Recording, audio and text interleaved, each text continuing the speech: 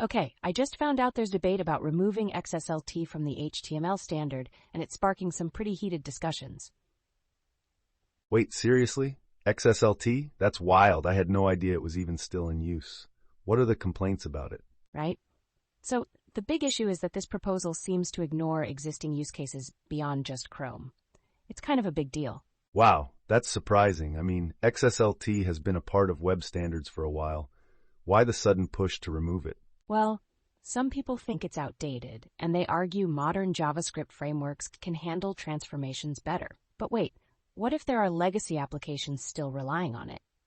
Exactly. I can imagine a ton of systems built around XSLT. Just thinking about ripping out a component like that, definitely risky. Totally. It feels like they're not considering how many developers still use it. It's not just about current tech. Right?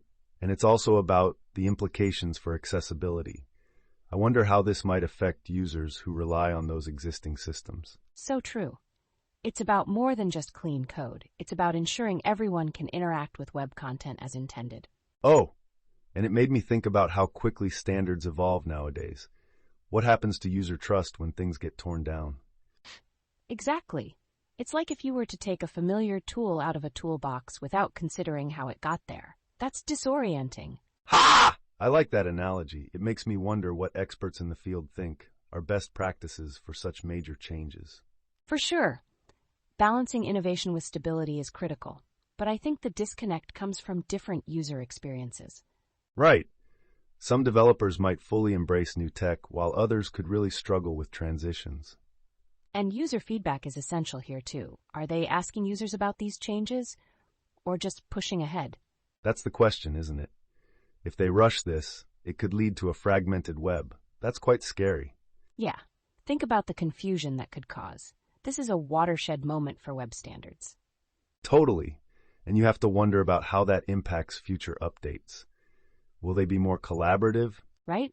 It's like setting a precedent. If they don't include feedback now, what about next time? Yeah, it feels like they could lose credibility. There's definitely a need for community input. Exactly. And the fact that all this revolves around XSLT is just such a specific example, yet so telling. It's a microcosm for the whole conversation around standardization and usability. Pretty fascinating. Oh, for sure. And that makes me think about how web standards evolve over time. What else might be on the chopping block? Right. It makes you wonder how often existing systems are considered in these discussions. So important. For real. And nothing should be just tossed aside without really thinking it through. Totally. We need to think about how tech influences society and not just the tech itself. Yes, so it should ideally be a balance of innovation and respect for what users have already adapted to. And it's all about building a future that's inclusive and considers all possible use cases. That's vital. That gives me chills. Imagine if web standards moved forward this way.